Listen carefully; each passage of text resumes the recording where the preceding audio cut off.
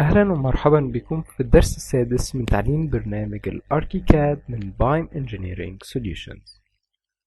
في الدرس السادس احنا إن شاء الله هنشرح طريقة عمل السيميلات وكيفية استخدام Solid Element Operations. احنا آخر مرة في الكورس بتاعنا ابتدينا في تطبيق الجريد والكولومز والفوتينج من خلال أمر السلاب.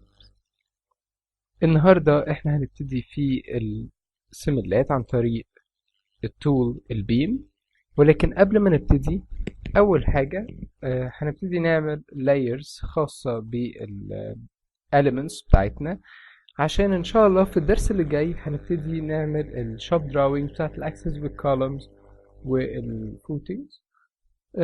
زي ما احنا قلنا ان هنعمل مع بعض ازاي نقدر نعرف نعمل ازاي تمبلت خاصة بينا. ولكن قبل ما نبتدي نعمل تمبلت هنبتدي بس نعمل layers عن طريق layer settings. هندوس على new layer وهندوس هنستخدم ممكن نكتب مثلا footing على طول، ولكن احنا بنفضل ان يبقى فيه sequence او naming system لل structure elements وال architecture elements. فانا هبتدي التسمية بتاعة اللاير بتاعتي، بحط زي abbreviation للديسيبلين بتاعي structure وانه model، وبعد كده بحط اسم element اللي هيتحط زي ما احنا شايفين stmod footing. ف st دي هتريفير للstructure، mod دي بتريفير للموديل، والفوتنج للفوتنج. هزود هنا rc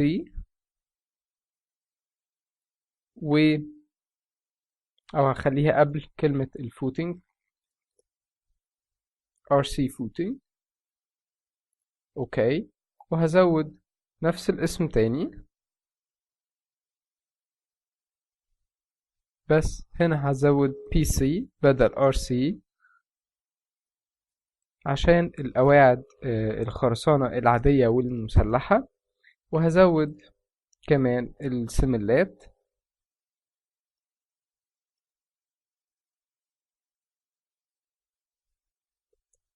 طبعا ممكن نكتبها tie beams او ممكن نكتبها smells.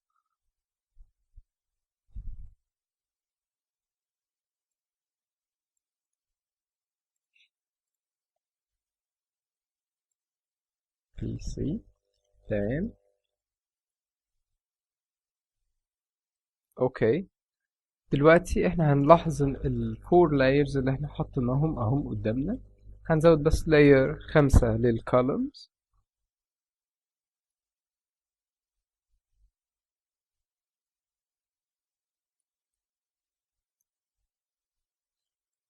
اوكي، كده اللايرز بتاعتي جاهزة.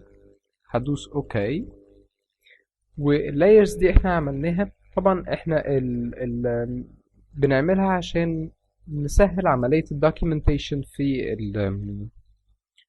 الدراوينجز بتاعتنا اللي هنطلعها من الاركيكاد، ولكن هي مش هتفرق معانا في عملية الحصر، لان اوريدي احنا زي ما شفنا في الدرس اللي فات ازاي عملية الحصر بنقدر نحط كرايتيريا في الجدول بتاعنا بان هي structure concrete ولا plain concrete. فبنقدر نجيب اللي احنا عايزينه كمان من خلال classifications بتاعة elements، زي ان ده واخد القواعد واخدة classifications footing. فانا اقدر اعمل عملية الحصر بعيد عن اي layer names. دلوقتي احنا عايزين ننقل الفوتنج ال RC لللاير بتاعتها، واللاير والفوتنج البي سي لللاير بتاعتها، والكولمز لللاير بتاعتها. لو انا عايز اسلكت على السلابات او الفوتنج اللي قدامي اللي معمولة بامر سلاب او الكولمز، فانا اقدر ادوس على امر column tool هنا في التول بوكس، وادوس كنترول A. هلاقيه عمل selection لكل الكولمز زي ما احنا شايفين. وهاجي هنا في اللاير هروح مختار stmod columns. كده نقل لي كل الكولمز مرة واحدة لللاير stmod columns. طب انا عايز انقل الفوتنج دلوقتي لللايرز بتاعتها. لو دوست برضو على امر السلاب تول وقلت كنترول A هلاقيه عمل سelection لكل الكولن كل الفوتنج بتاعتي، بس هنا عمل selection للار سي والبي سي مع بعض. طب انا عايز اخلي يعلم على الار سي بس او البي سي بس. ففي الحالة دي هندوس في الكيبورد على كنترول اف وبيطلع لي دايلوج اسمه find and select. find and select و find and select دي بقدر اخليه يعمل selection للحاجة اللي انا عايزها بكرايتيريا. هنعلم على ال RC footing، وهنا انا عندي كذا اوبشن. يا اما بقول له بدوس على ال copy settings فهو بياخد ال settings بتاعة ال element او الحاجة اللي انا مختارها، او ببتدي ان انا اقول له انا عايز slab. لو احنا دوسنا هنا هنلاقيه هو على طول من نفسه غير هنا الفاليو ده ال element type is slab. وابتدي طبعا لو دوست ان يعلم لي كده ستيل هيعلم كل ال RC وال PC. لازم ازود له كرايتيريا زي كده. هدوس على add وهنا ببتدي احط له كرايتيريا اللي تفرق ما بين ال RC وال PC زي الفيل.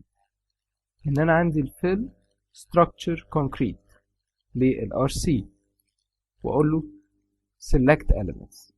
هلاقيه انه عمل المرة دي selection لل RC ولكن ما عملش selection لل PC.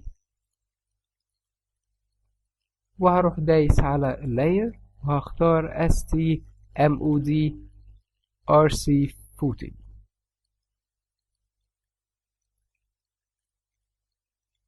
بعد كده انا عايز اعلم على البي سي كلها، فهغير الستراكشر كونكريت الفيل ل lightweight concrete وهقول select. هلاقيه عمل selection على كل ال lightweight concrete البي سي concrete اللي هي اللي تحت الار سي، وساب الار سي ما عمل لهاش selection خالص.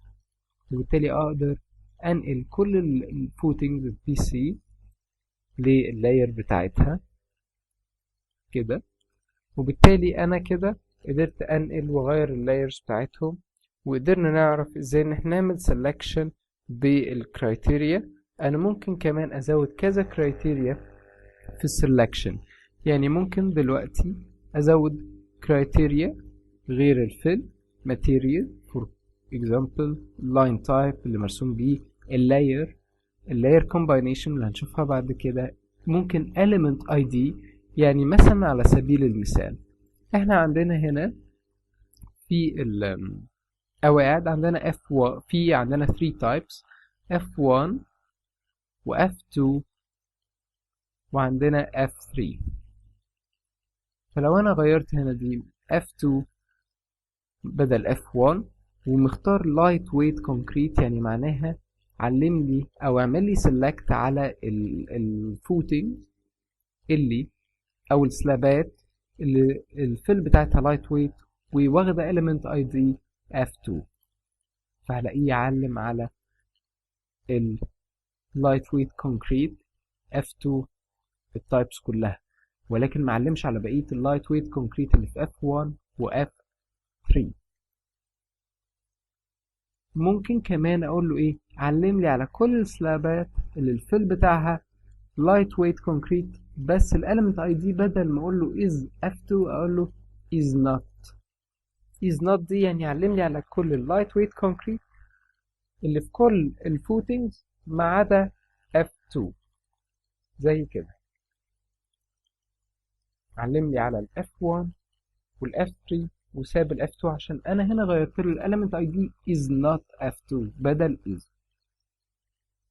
لو انا عندي ال F2 ده مجرد prefix وفي عندي F2 مثلا A F2B F2C وعايز يعلم لي على كل ال F2A و B و C، فبقول له بدل is بقول له contains او start with او end with لو دي suffix مش prefix. وبالتالي الطريقة كمان بتاعة تحديد الاليمنتس بتفرق في طريقة السلكشن والكرايتيريا اللي انا بحدد له بيها. وهنلاقي كل شوية ممكن نقدر نزود، ممكن اقول له الثيكنس بتاعتها مثلا ثيكنس معينة واكتب له رقم equal. ممكن في equal دي اقول له less than الرقم ده او greater than او less than and equal او greater than and equal. فبالتالي احنا عندنا criteria. ممكن نزود كمان elements. يعني ايه؟ ممكن اخلي ال element type واحط له two elements types زي مثلا سلابات wall، وابتدي ازود criteria اكتر. كل ما احط له criteria كل ما هيقدر هو على اساسها يعمل لي selection. ودي بتسهل جدا عملية السلكشن في الاركيكاد، وخصوصا في المشاريع الكبيرة او لو احنا عايزين ندور على element معين. اوكي، دلوقتي هنبتدي نعمل السملات بتاعتنا. احنا كنا عاملين ان منسوب وش والتوب اوف كونكريت التي او سي بتاعتنا للفوتنج هي -3.1. هنيجي هنعمل السملات بأمر بيم 2، وهنعتبر ان السملات بتاعتنا الدروب بتاعها 60 او هنعملها مثلا 80 سنتي، والليفل بتاعها to project 0 minus 2.9، وهنقول العرض بتاعها 30. وهنحدد له بقى من هنا من الاول اللاير اللي هو هيعمل موديلنج فيها على طول، بدل ما احنا نعمل لها موديلنج وبعد كده نبتدي ننقل الاليمنتس. فممكن اختار على طول من الاول اللاير اللي هو هيحطها فيه STMODRC smelt. وفي الكاتيجوريز هبتدي مثلا احط ان ده smell S1 وبحدد له التايب ده مثلا beam وبقول اوكي، وببتدي اوصل السميل بتاعي كده زي ما احنا شايفين. وهنا وصلته من وش العمود لوش العمود. ولو فتحنا ال 3D view كده زي ما احنا شايفين ادي السميل بتاعي. وهنتكلم بعد ما نخلص السملات ازاي نعمل. طبعا انتوا زي ما انتوا واخدين فاكرين في الدروس اللي فاتت قلنا ان البيمز بتقطع السلاب. لو جينا نرسم بيمز فوق هنا البيم من نفسها هي اللي بتقطع السلاب، وعشان كده هنلاحظ ان السمل هنا هو وهو داخل في القاعدة قاطع عامل سبتراكشن للقاعدة. هنلاحظ ان خطوط القاعدة هنا مقطوعة، مع ان المفروض يبقى العكس، ان القاعدة هي اللي تبقى قطع السمال. فهنشوف ازاي هنعمل الموضوع ده، لان هنا الاركيكاد بيفهم ان الكمر هو اللي بيقطع السلابات whatever. احنا استخدمنا امر السلاب ده عشان نقدر نعمل الفوتنج. فهنشوف مع بعض ازاي بنعكس الاوبشن ده، خلي الفوتنج هي اللي تقطع السملات او البيمز. هنرجع للبلان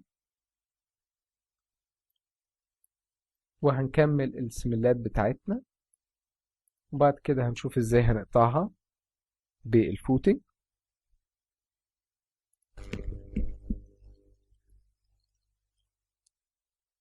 هنكرر السميل، بس قبل ما نكرره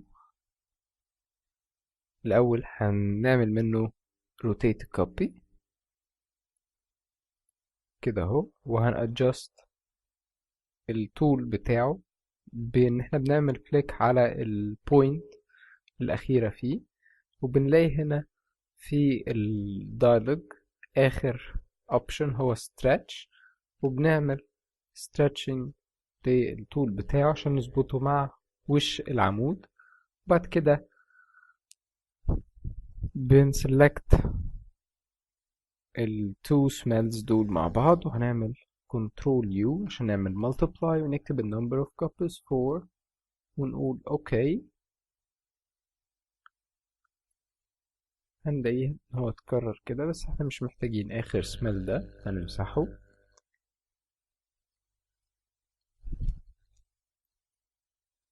هنبتدي نحط هنا type تاني من ال smells.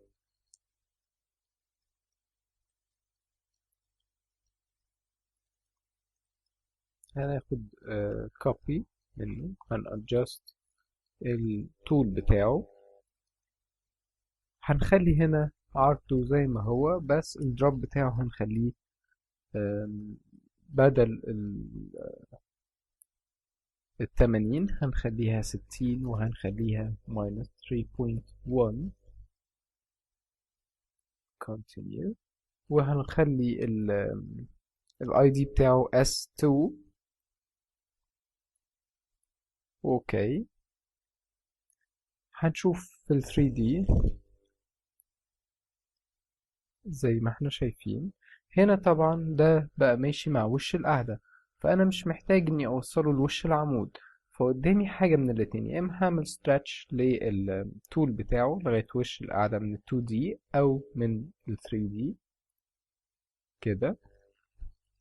لو رجعنا لل 3D زي ما احنا شايفين أهو بقى واقف مع وش القاعدة،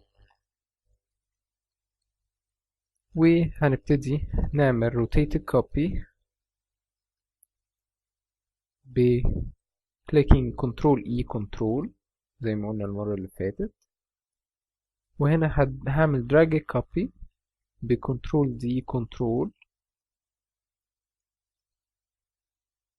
وهنا أنا محتاج أكررها مرة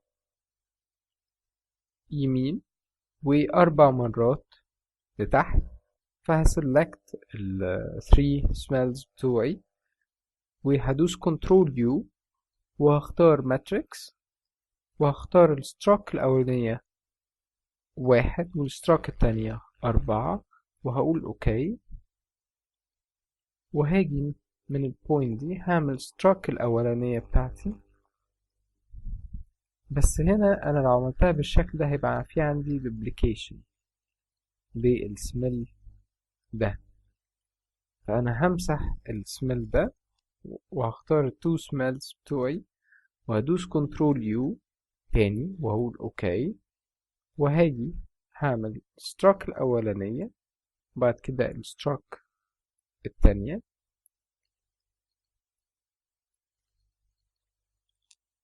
وهسلكت الفور سميلز دول واقول كنترول دي كنترول عشان ادراج كوبي، وبالتالي انا بقى عندي السميلات زي ما احنا شايفين اهو. هعمل تايب تالت هنا،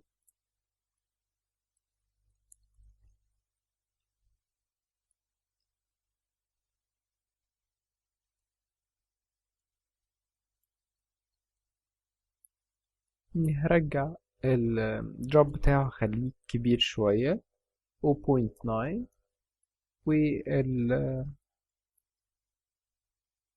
والمنسوب بتاعه خليها -2.8. نفتح ال 3D. طبعا هنا انا هحتاج ان انا ارجع اطوله لوش الكولوم، وهنا انا هعملها من ال 3D مش من ال 2D. زي ما احنا شايفين انا دوست على البوينت، عندنا هنا الاكس بتاع او الريفرنس لاين بتاع السميل باين اهو الازرق. هدوس على البوينت اللي في الاند بوينت بتاع السميل، هيطلع لي القائمة دي اللي هي فيها drag rotate mirror multiply، وفي هنا الموديفاي انجل لو انا عايز اغير الانجل بتاعته كده اهو زي ما احنا شايفين، او stretch. هدوس على stretch وهدوس shift في الكيبورد عشان يحافظ على الدايركشن بتاع السميل. وهاجي مجرد ان انا باجي عند بوينت من الكورنرز بتاعت العمود هلاقي فيه رايت تشيك جنب الكورسور بتاعت الماوس، هدوس كليك هلاقي انه عمل له stretch لوش العمود مرة للناحية التانية كده اهو تعمل stretch. هبتدي اعمل له copy، بس قبل ما اعمل له copy هفتح السيتنجز الخاصة بالسميل وهحط S3 تايب التالت واقول اوكي. بعد كده هعمل rotate copy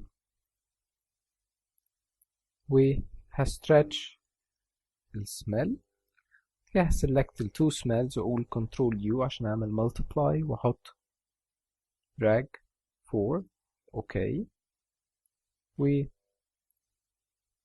واخلص امر المultiply بتاعي. لو فتحنا ال 3D هنلاحظ ان السملات بتاعتي كده خلصت.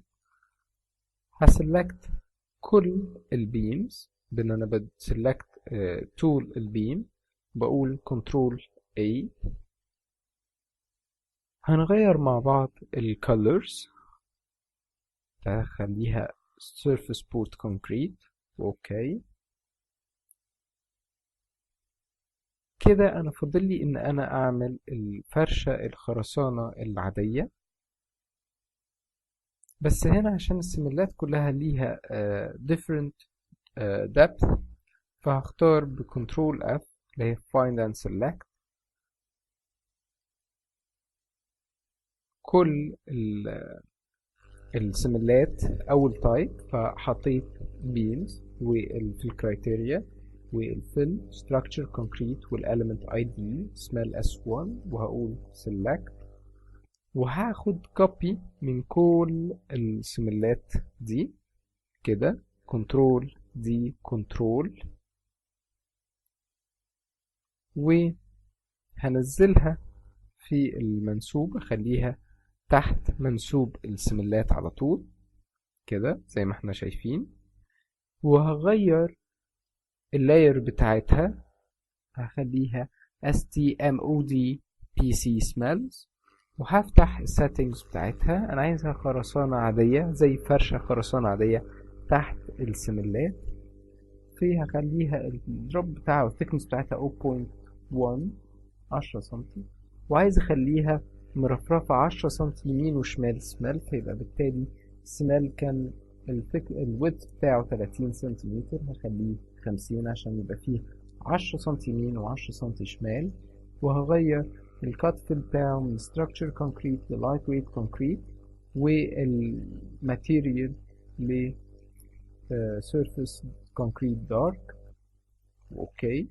هنلاحظ هنا ان بقى عندي خرسانة عادية اهو تحت القواعد، بس طبعا هنا لازم اراعي ان تبقى قافلة مع وش الخرسانة العادية بتاعت القاعدة، فانا بعمل عملية stretching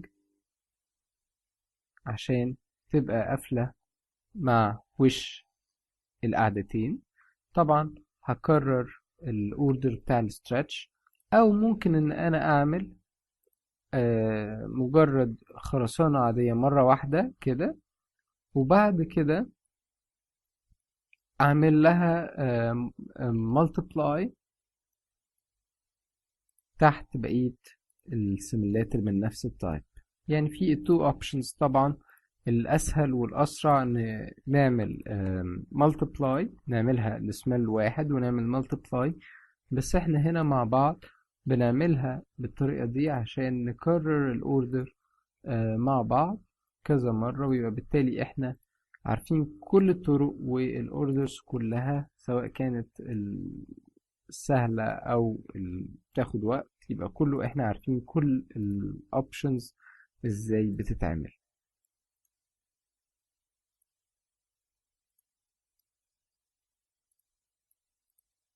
احنا عملناها الاول smell او اول تايب من smells بالطريقة دي. بقية السميلز هنعملها ان احنا بنعمل لكل تايب اول واحد وهنعمل multiply للباقي.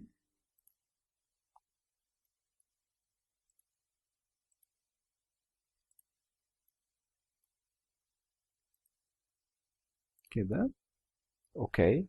هاجي لتايب 2، انا هعمل لتايب 2 مجرد سميل، الفرشة بتاعت سميل لسميل واحد، ان انا هاخد كوبي منه بكنترول دي كنترول وهنزله تحت المنسوب بتاعه، وهاجي افتح السيتنجز هقول الثيكنس 0.1 والويدث بتاعه 0.5 عشان يبقى 10 سنتي يمين و10 سنتي شمال. لايت ويت كونكريت في الفيل، والماتيريال ستراكشر كونكريت سيرفيس كونكريت دارك، واقول اوكي. وهادجست اللينث بتاعه عشان يبقى قافل مع وش الخرسانات العادية، عشان ما يبقاش فيه اي duplicated quantity في البي او كيو او اي مشكلة في الرسومات بتاعة الشاب دراونجز اللي هنطلعها. هرجع لل 2D plan 2D view، هلاقي ادي الخرسانة العادية بتاعتي.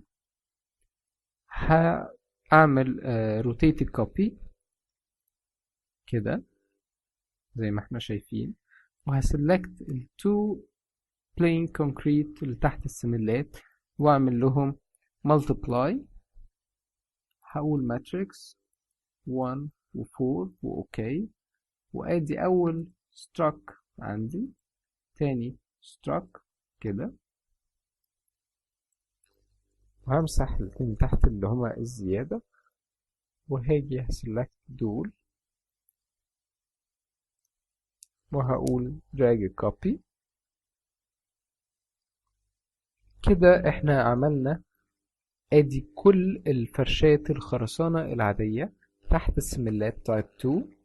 طبعا الطريقة دي اسرع كتير، ولكن احنا بنوري كل الطرق اللي بتتعمل. فاضل لنا البي سي تحت تالت سميل، نفس الكونسبت.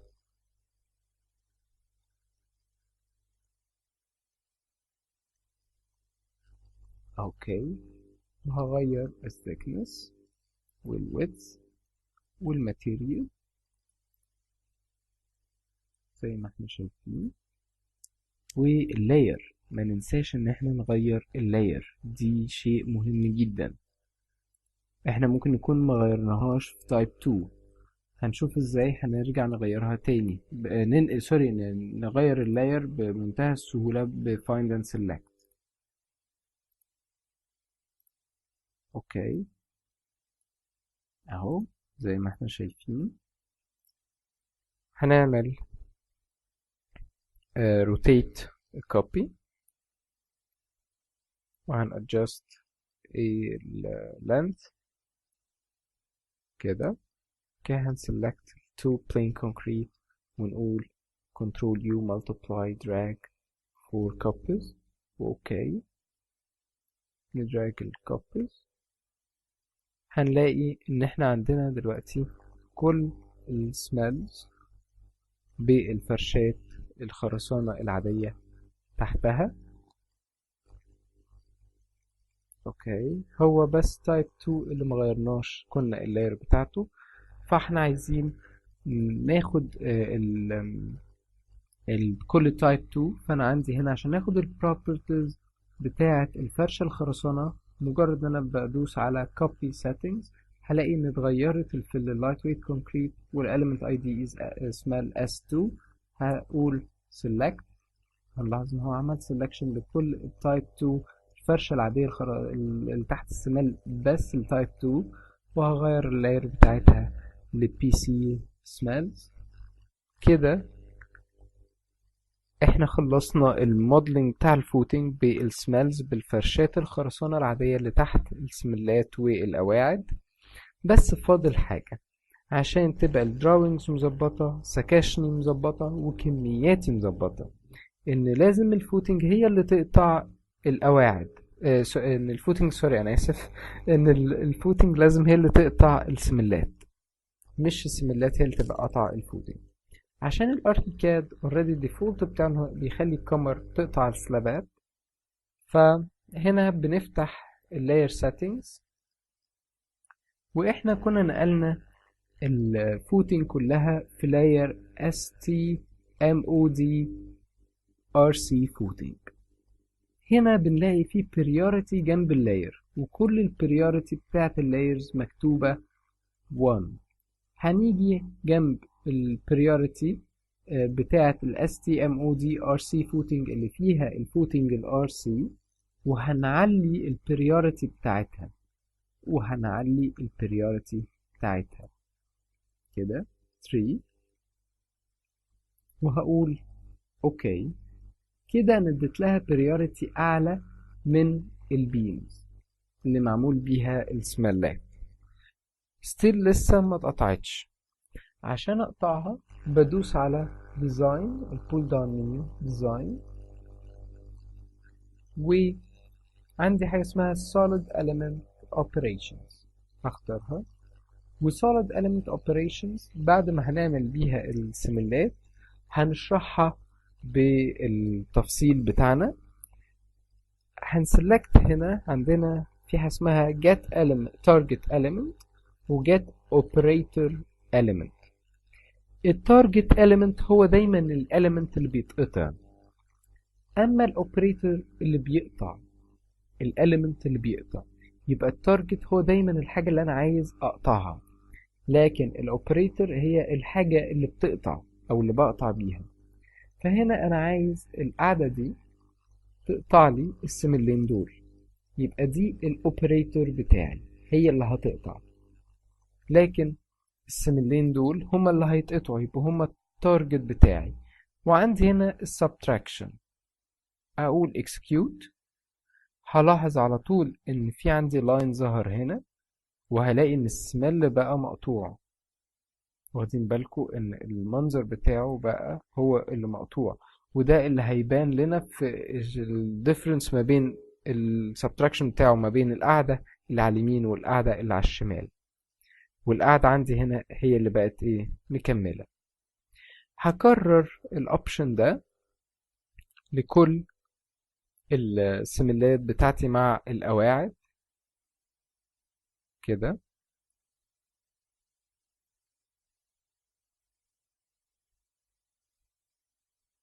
طبعا في حد ممكن يجي ويقول لي ايه، طب ما انا هسلكت كل السملات مرة واحدة وهسلكت كل الفوتنجز مرة واحدة.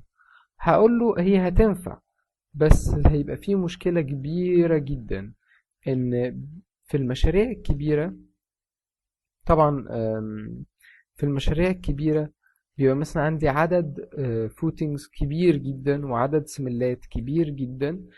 المشكلة لو انا علمت على كل الفوتنجز مرة واحدة والسملات كلها مرة واحدة، ففي الاخر كل فوتنج بتقطع كل سميل، حتى لو هي مش عاملة انترسكشن مع السميل ده. بدل انا اخترتها كاوبريتور واخترت كل السملات كتارجت، فهي هتقطع كل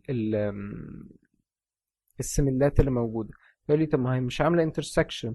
اوكي، هي في الاخر جرافيكلي هتتقطع فعلا، وحتى ككوانتيتي هتتقطع مع الحاجة اللي عاملة انترسكشن معاها. بس حاجة زي كده بتخلي الاركيكاد ياخد وقت في calculations هي اوريدي مش موجودة عندنا. يعني هيخليه مثلا لو انا علمت كل الفوتنج وكل مع بعض وقلت اوبريتور وكل السملات وقلت تارجت، في الاخر هلاقي ان هو بيعمل كالكوليشنز ما بين القاعده دي وما بين كل السملات اللي موجوده، حتى ده وده وده ودول كلهم بعاد عني. فبالتالي هو بيفضل يعمل الموضوع ده لكل فوتنج على حده وكل سمل على حده، مما بيخليه ال 3D يبقى تقيل جدا وياخد وقت يعمل جنريت لل 3D. لكن لما بنعمل ال كل سميل مع القعدة بتاعته فعلا، بس ده بيخلي الاركيكاد يفضل الفايل عليه خفيف جدا، وكل الرسومات بتاعتي او سكاشني او كل الحاجات دي اللي انا بعمل لها جنريت من الاركيكاد اوتوماتيكلي، الاقيها سريعة جدا، وحجم الفايل يفضل قليل جدا وخفيف، والورك فلو بتاعه بيبقى سهل جدا ومفهوش اي مشكلة.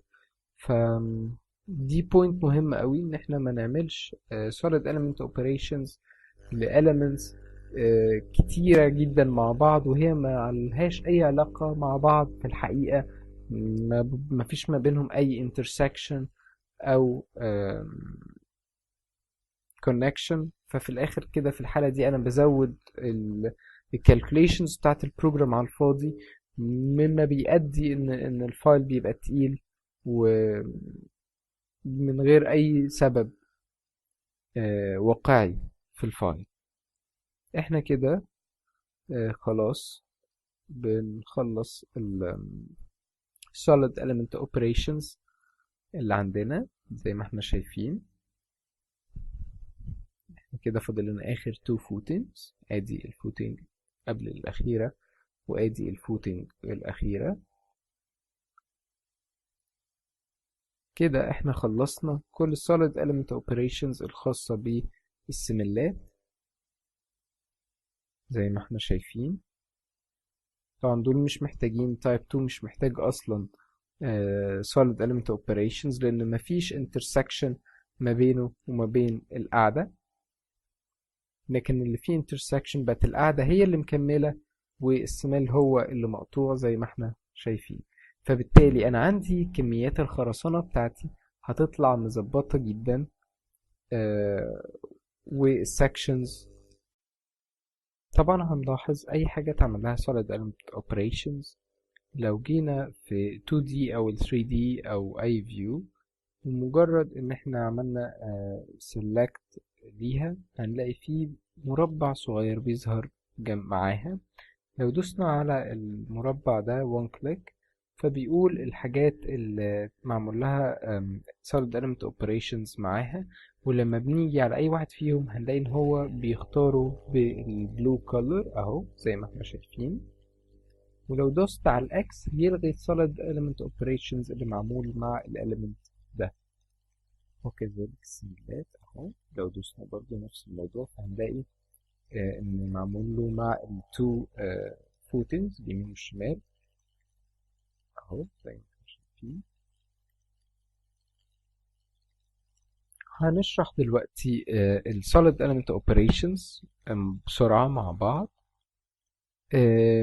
احنا لو عملنا wall بالشكل ده وبيم او slab for example، لو عملنا slab كده وهنفتح الوول والسلاب دول بس مع بعض في ال 3D كده اهو، وهنخلي السلاب دي تبقى في نص الحيطة بالشكل ده وليها سمك أكبر شوية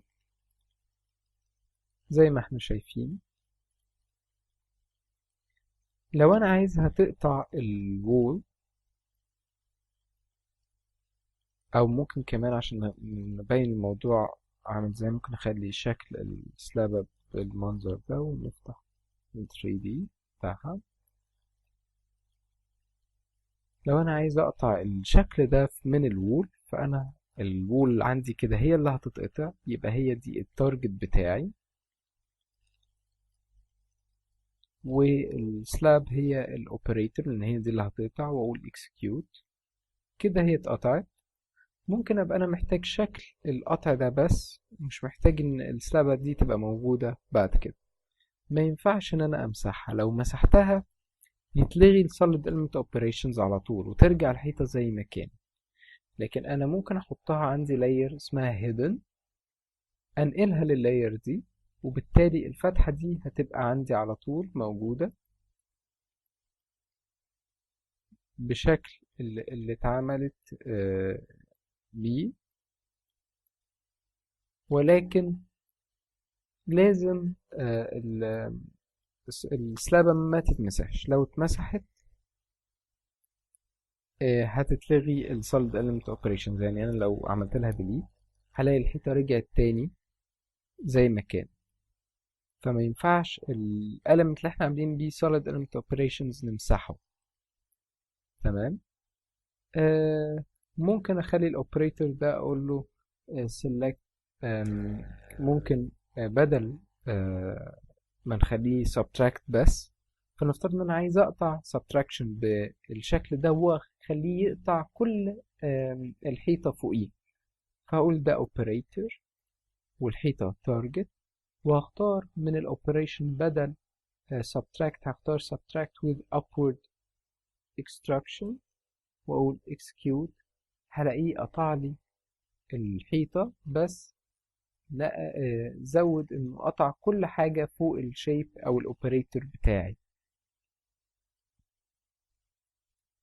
او لو انا عايز اخليه يقطع بس كل حاجة تحتيه بدل فوقيه، هختار subtraction with downwards extraction والexecute.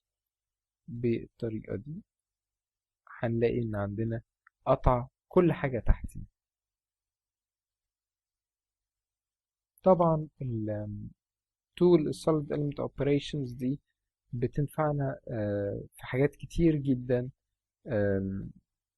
خاصة في الديزاين وفي الشيبس. بعض الشيبس لو احنا عايزين نعمل شيبس شوية بيبقى فيها حاجات complex، فهيكون فيها applications كتيرة في البيم for designers and consultants. هنشوفها ان شاء الله مع بعض في الدروس اللي جاية.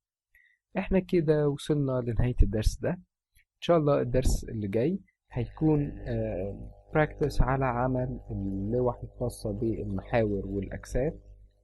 قبل ما ننهي مع بعض، احنا هنلاحظ هنا ان الأجساد ظاهرة معانا في الدور الجراوند وبقية الأدوار لأ. لو عملنا select للجريدز بتاعتنا بان احنا اخترنا الجريد في التول بوكس وقلنا كنترول A وفتحنا ال settings dialog، هنلاقي ان في الفلور بلان في حاجه اسمها show on story مكتوب current story only. هنختار all stories ونقول اوكي. فبالتالي لما ننزل في الفوتنج هنلاقي الاجساد ظاهره معانا. احنا كده وصلنا لنهايه الدرس بتاعنا. ما تنسوش اي استفسارات او اي اسئله احنا مستنيينها على الميل الخاص بينا، ونشوفكم ان شاء الله في الدرس الجاي.